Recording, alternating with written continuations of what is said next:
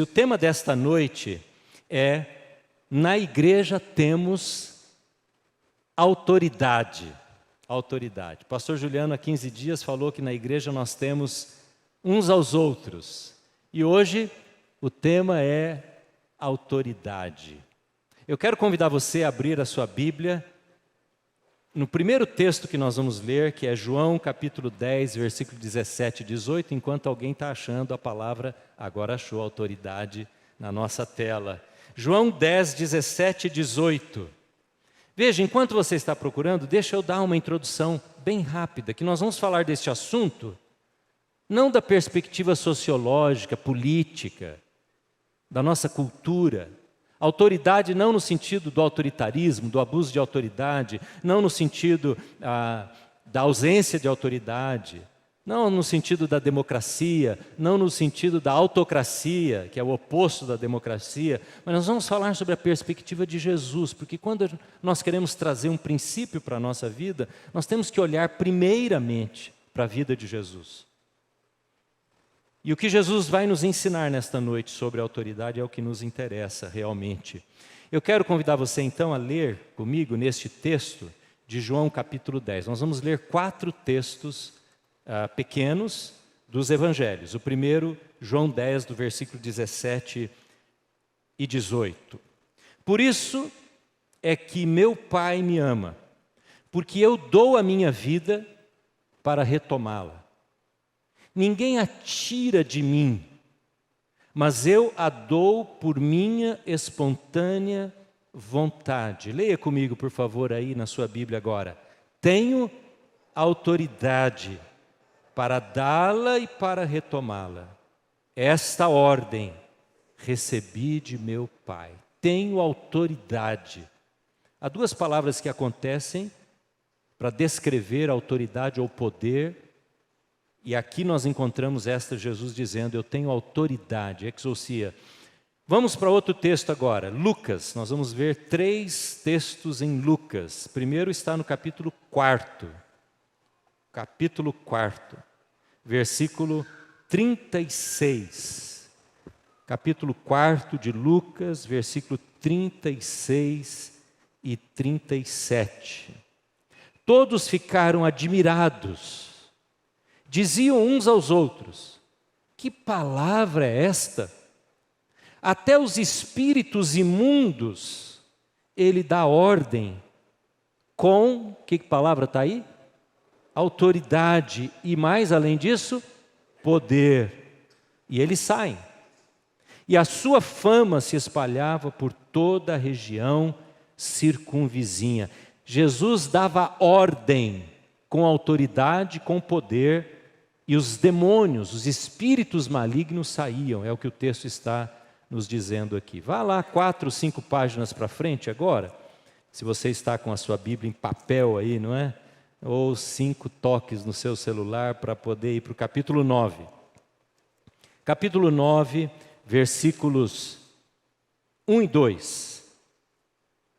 Capítulo 9, versículos 1 e 2. Diz o texto: reunindo os 12, Jesus deu-lhes poder e autoridade. As 2 palavras novamente. Jesus deu a eles, os 12, poder e autoridade para expulsar todos os demônios e curar doenças.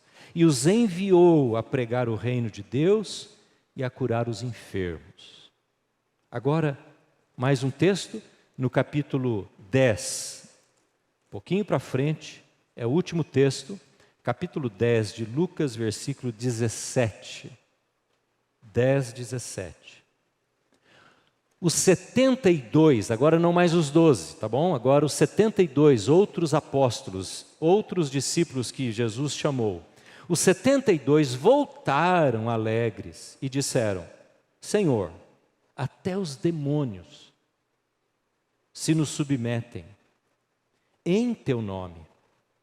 E ele respondeu: eu vi Satanás caindo do céu como um relâmpago, e eu lhes dei a vocês autoridade para pisar em cobras, escorpiões, e sobre todo o poder do inimigo, nada lhes fará dano. Contudo, alegrem-se não porque os espíritos se submetem a vocês, mas porque os seus nomes estão escritos nos céus. Amados irmãos, o primeiro texto que nós lemos, Jesus está a poucas horas da sua morte. E ele está dizendo para os discípulos que vai morrer. E ele diz lá em João capítulo 10, eu dou a minha vida. Ninguém a toma, ninguém me mata, ninguém me leva para a condenação, ninguém me põe na cruz. Eu dou a minha vida. Porque eu dou a minha vida? Porque eu tenho poder para fazer isso. Porque a vida me pertence desde a criação. Eu falei e tudo se fez. Eu disse e todas as coisas foram criadas. É o que Jesus está dizendo. E eu posso retomá-la, por isso eu posso dá-la, porque eu vou ressuscitar. Jesus diz isso, no fim do seu ministério, no fim dos seus dias.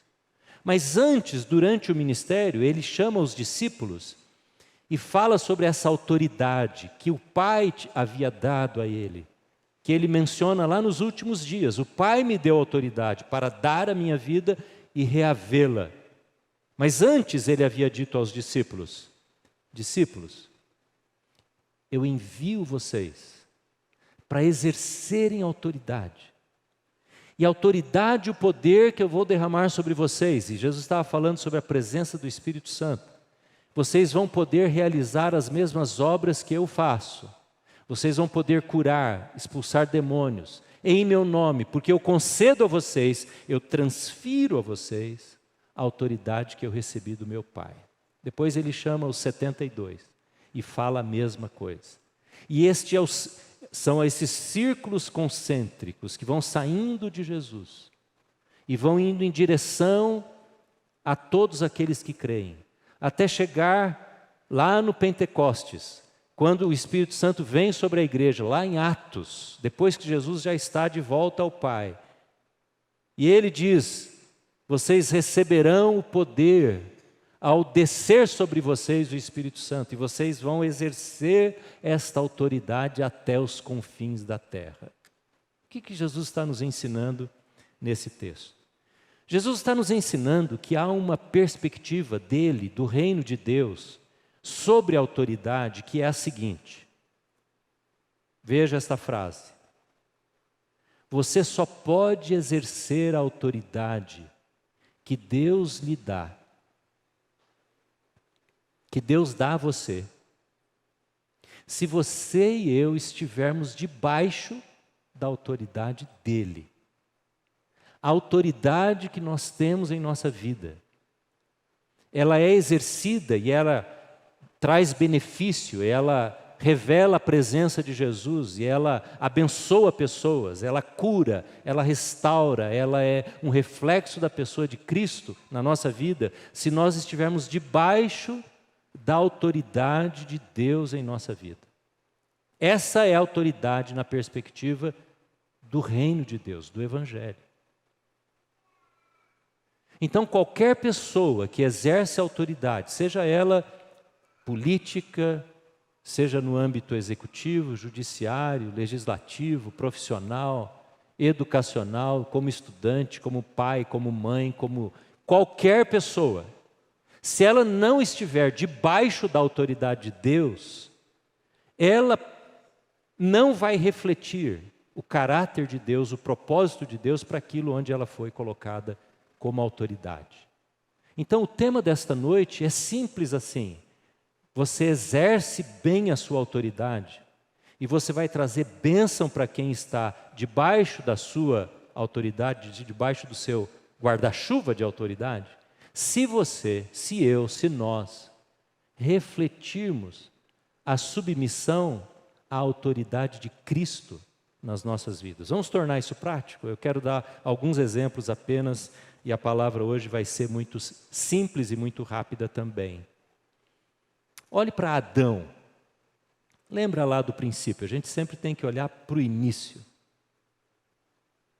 Deus concedeu para Adão e Eva, segundo o relato de Gênesis, autoridade para que ele cuidasse do jardim, estabelecesse a ordem, para que ele organizasse a agricultura, para que ele organizasse a vida dos animais, para que ele desse nome, para que ele estabelecesse cultura, a língua, para que ele criasse a escrita, para que ele pudesse alfabetizar os seus filhos, transferir a eles a capacidade de dominar sobre aquilo que Deus havia dado. Deus estabelece autoridade naquele casal. Mas eles estão debaixo, precisam estar debaixo da autoridade de Deus, não é assim? Porque Deus havia tocado na terra, e antes de conceder essa autoridade, Deus havia Ele mesmo estabelecido essa transferência de responsabilidade. Porque Ele toca na terra, Ele cria o homem, cria a mulher, cria os animais, da terra surgem as plantas, Ele estabelece a água no lugar da água, a terra seca no lugar da terra, e assim os luminares e todo este relato da criação, porque Deus vai estabelecendo a sua autoridade na criação, até que chega uma hora e Ele diz: agora vocês recebem a autoridade que eu concedo, que eu transfiro para vocês. É autoridade concedida, transferida. Não é nascida, não é inata do homem. Ele recebe para exercê-la em nome do Criador. Em nome do Criador. Mas a gente sabe o que aconteceu.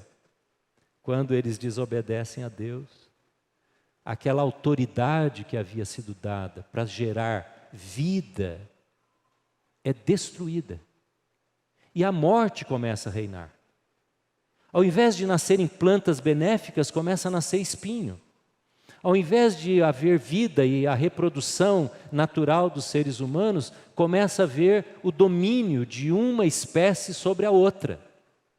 Perde-se a harmonia. O próprio homem agora vai destruir a própria criação para o seu alimento, e ele mata os animais.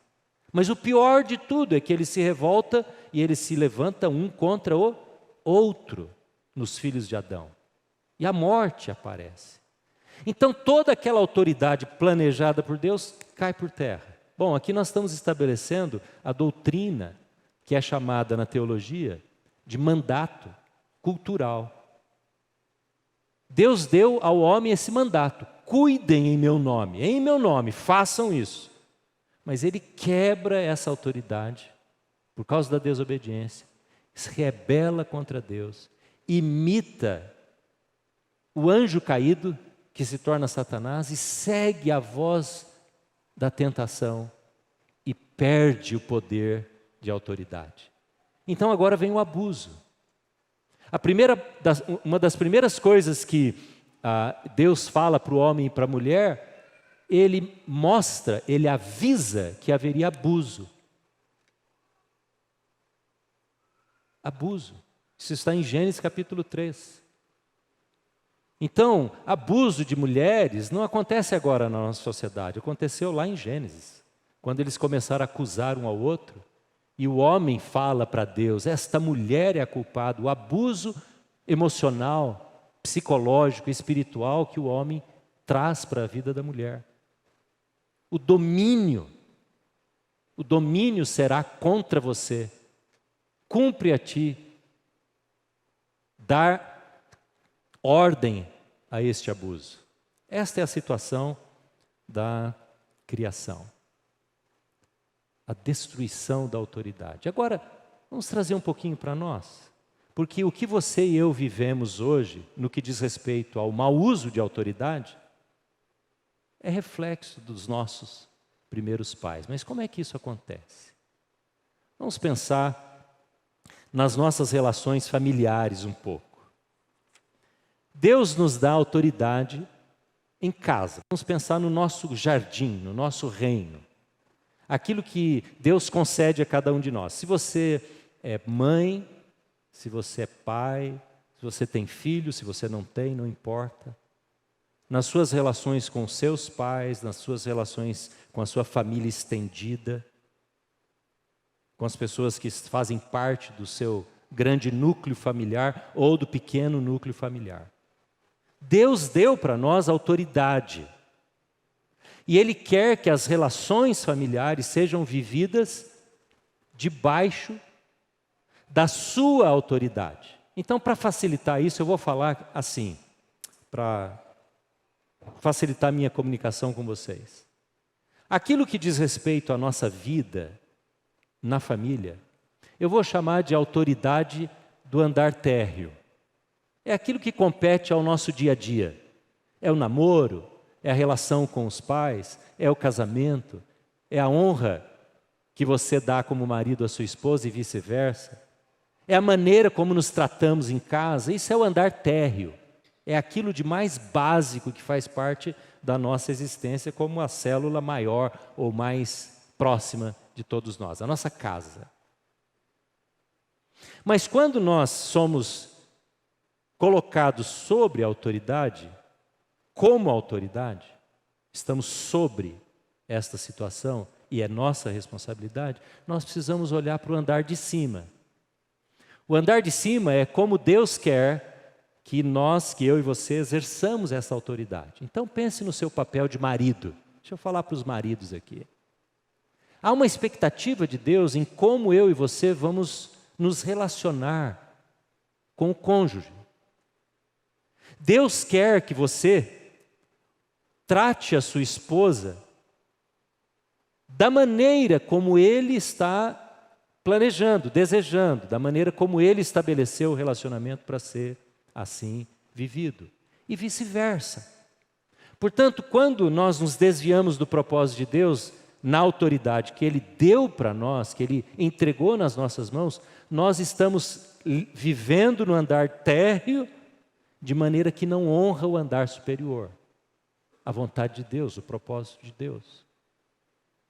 A maneira como você convive e trata os seus pais, você, filho, quer seja os seus pais, quer seja você dependente dos seus pais ou você seja um adulto, a maneira como lidamos nesta relação, filhos e pais, é a maneira como tratamos como lidamos com a nossa responsabilidade. Você é responsável, eu sou responsável pela minha relação filial, a maneira como eu me relaciono com os meus pais. A pergunta é: a minha relação com os meus pais manifesta a autoridade do andar de cima? Ou é a minha maneira de viver, é o meu jeito de ser, é o meu temperamento, as minhas reações? E se você for, então, organizando a sua relação familiar em cada tipo, em cada área de relação, a pergunta é: eu estou submisso à vontade de Deus? O plano de Deus está sendo experimentado por mim e eu estou vivendo? Por exemplo, vamos imaginar que a gente tenha uma crise num relacionamento familiar. Alguma coisa aconteça entre irmãos, quando eles se batem, né? Se chocam, ou os filhos com os pais, ou no casamento, ou com um parente da família estendida. Há uma crise, há um choque, e há uma mágoa que ficou ali, uma tristeza. E Deus pergunta a mim e a você que estamos vivendo a situação: você tem autoridade sobre isso? Eu concedi a você a autoridade. Como você vai sair dessa enrascada? E agora? Como é que você vai tratar esse problema? A maneira como vamos lidar com essa crise precisa refletir a autoridade do andar de cima. Isto é, nós temos que perguntar a Deus como é que essa situação pode servir para a honra do teu nome, da tua autoridade sobre a minha vida, porque eu estou submisso à autoridade de Cristo. E não tem como, se nós somos discípulos e cristãos, não tem como fugir dessa responsabilidade. É só assim que a gente vai exercer a autoridade que honra o andar de cima, isto é, a vontade de Deus. Não tem como. Você pode se desculpar, eu posso me desculpar, me justificar de todas as maneiras. Porque a minha família é difícil, porque isso, porque aquilo, porque o meu temperamento, eu não aguento essa pessoa, ela me ofende muito. Você pode dar qualquer justificativa. Mas enquanto a gente não se submete à autoridade de Cristo, Deus está olhando e nós estamos falhando em exercer a nossa autoridade. Às vezes a gente está preocupado, irmãos, e vamos ser bem sinceros, é muito fácil achar hoje, no nosso sistema político, judiciário, não é? Todos os três poderes, falhas de autoridade, não é verdade? A gente fica até cansado de ouvir tanta coisa assim. Mas a pergunta é assim, e a minha autoridade? O meu reino? O meu guarda-chuva de autoridade e responsabilidade? Como é que eu estou? Como é que eu estou lidando com a minha vida financeira? Como é que eu estou lidando com as crises que acontecem? Como é que eu estou exercendo disciplina e orientação na vida dos meus filhos? Que tipo de omissão de autoridade eu estou produzindo na minha casa? Quando eu transfiro para o outro, para o cônjuge, quer seja o marido ou quer seja a esposa, a responsabilidade de resolver os problemas em casa. Ah, isso é com a sua mãe, isso é com o seu pai, fala com ele. Que negócio é esse? Que omissão de autoridade. Como que a gente pode esperar que lá no outro reino, né, lá na outra pessoa, lá na outra autoridade aconteça essa autoridade da saúde que gera bem-estar, se na minha autoridade eu não estou fazendo isso? Ou a maneira como eu trato o meu próprio corpo. Você tem autoridade sobre aquilo que entra na sua boca, aquilo que você bebe, aquilo que você come, não é assim mesmo?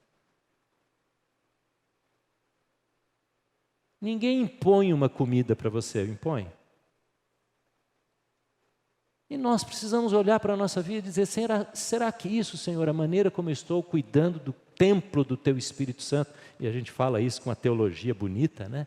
Templo do Espírito Santo é o meu corpo. Tá, mas e daí? Estou governando sobre o meu corpo? Eu estou dominando com autocontrole, com domínio próprio, que é fruto do Espírito Santo, que habita no meu templo? Esta é autoridade prática. Não adianta nós ficarmos esperando que alguém exerça bem a autoridade sobre nosso país, a nossa cidade, ou nossa faculdade, ou o nosso emprego. Aliás, por falar em emprego, como é que eu estou governando o meu trabalho? Há muitos irmãos aqui que trabalham em empresas, poder público, há pessoas que dão aula, pessoas que trabalham em hospitais. A gente precisa olhar a nossa vida profissional, nossa vocação, seja fazendo o alimento em casa, seja cuidando de um grupo enorme de pessoas que estão debaixo da nossa autoridade. Esta autoridade que eu exerço no meu trabalho, seja ele manual, seja ele do ensino, do intelecto, está debaixo da autoridade do andar de cima, isto é, eu honro a Jesus. A maneira como eu tiro as minhas notas na faculdade, lá na prova, como eu me dedico aos estudos, como eu honro os meus pais, fazendo o melhor que eu posso, não é? Se eu sou adolescente, se eu sou jovem. Isto é o uso melhor que eu posso fazer da minha responsabilidade, da minha autoridade. Isso é cristianismo. Isso é cristianismo. Isso é vida de discípulo de Jesus. Vida de discípulo de Jesus é olhar para si e dizer, eu estou debaixo desta autoridade que honra e que agrada a Jesus. Nós vamos ter daqui a pouquinho a cerimônia de ordenação e de investidura do conselho. Por isso que a gente está assim de terninho hoje, né? Homens e mulheres que veem em si mesmos incapazes, pela força humana do conhecimento, de exercer a autoridade espiritual, que esta é a autoridade de um presbítero e de um pastor. Mas no nosso exercício de autoridade, já que a igreja reconheceu isso nestes homens e mulheres, nós precisamos perguntar no conselho, e nós perguntamos isso em oração, Senhor, qual é a tua autoridade, o teu plano para a nossa igreja? Porque nós não somos igreja para construir um prédio, para fazer obra social, não é isso que é ser igreja, para nos reunirmos aqui e sermos amigos uns dos outros. mas é para refletir a glória de Jesus nas nossas relações, na maneira como vivemos na sociedade, a maneira como vivemos aqui dentro. Então, ao exercermos a autoridade que a igreja constituiu e entregou para o conselho, nós precisamos e vamos sempre nos perguntar: Senhor, como é que o exercício da nossa autoridade, pelo serviço, pelo amor, vai refletir o Senhor Jesus? Mas isso envolve o casamento, isso envolve a família, isso envolve a vida devocional de cada presbítero e pastor. Então, quando você se lembrar daqueles que vocês hoje vão ordenar e investir, lembrem-se de orar para que na vida da família estes homens e mulheres exercitem a autoridade de amor e de serviço que espelhe a Jesus, que reflita Jesus, que transmita honra e glória para o Senhor Jesus. Eu quero convidar você a ler o último texto de hoje, que está em Apocalipse, no capítulo 5, no versículo 12. Leia comigo, em voz alta, esse texto. Deixa eu só, enquanto você procura, eu vou explicar um pouquinho esse texto, as palavras que estão aí, e nós vamos até cantar o cântico que está baseado nesse texto. Veja lá, Apocalipse 5, versículo 12. Vamos ler juntos este versículo? Vamos lá? Versículo 12. Vamos lá? E cantavam em alta voz: digno é o Cordeiro que foi morto, de receber poder, riqueza, sabedoria, força, honra, glória e louvor. Vamos falar de novo essas palavras, começando com a palavra poder. Vamos lá? Poder, riqueza, sabedoria, força, honra, glória e louvor. Quantas palavras tem aí? Quantas palavras? Contou? 7 palavras, certo? 7 palavras estão descritas nesse texto. E ele diz assim: digno é o Cordeiro que foi morto de receber. 2 pontos, 7 palavras. Poder, riqueza, sabedoria, força, honra, glória e louvor. Deixa eu dizer para você, as 4 primeiras, as 4 palavras primeiras, você tem para dar. Nós que daremos ao Cordeiro. Porque este texto está falando de uma coisa ainda que vai acontecer lá na eternidade. Quando nós chegaremos diante do Cordeiro, Jesus, daquele que deu a sua vida pela autoridade que recebeu do Pai, daquele que reaveu a sua vida pela autoridade que recebeu do Pai, e nós vamos dar a Ele 4 coisas que nós temos, irmãos, que nós vamos carregar aqui da terra. Nós vamos dar a Ele poder, riqueza, sabedoria e força, isto é, a primeira palavra é a palavra para autoridade e poder que nós lemos hoje. Tudo que nós fizemos, usando a nossa autoridade aqui na terra, quer seja na vida da vocação profissional, quer seja na sua casa, na maneira como você criou seus filhos, como você geriu o seu tempo, como você cuidou do seu corpo, como você cuidou das pessoas, dos seus bens, de tudo que Deus nos deu. Nós vamos chegar para Ele um dia e dizer: está aqui, Senhor, aquilo que o Senhor me deu de autoridade e poder, eu entrego como honra a Ti. O que vamos ter nas nossas mãos, irmãos? O que vamos ter nas nossas mãos? Nós vamos entregar uma autoridade que está vazando pela mão, como uma fuga de autoridade, ausência de autoridade. Nós vamos entregar para o Senhor naquele dia a autoridade que Ele nos deu com abuso de autoridade, com gritos, com maus tratos. Nós vamos entregar para o Senhor uma autoridade que nós usamos com ira, com mágoa, com rancor, porque guardamos essas coisas porque nós somos donos do nosso coração. E vamos chegar com as mãos apodrecidas de autoridade e vamos dizer: está aqui, Senhor. Nós vamos usar a nossa autoridade no namoro, no relacionamento com o sexo oposto e dizer: está aqui, Senhor, tanta impureza, tanta imoralidade. Esta é a autoridade que nós vamos dar para Ele, consagrar a Ele lá no dia do final. Aquele que é digno de receber honra e louvor, é isso que nós vamos dar. filhos rebeldes, crianças que não obedecem. É isso que nós vamos dar, irmãos. Digno é o Senhor, digno é o Cordeiro de receber. A autoridade que temos na nossa língua, é isso que vamos dar para Ele, uma língua maldosa, ferina. Nós queremos dar o melhor para o Senhor. É isso que nós temos. E depois ele continua dizendo, Ele é digno de receber riqueza. E aqui eu poderia falar tanta coisa, é o dinheiro, é os bens, é a aposentadoria, é a possibilidade de produzir, é o empreendedorismo, isso é riqueza.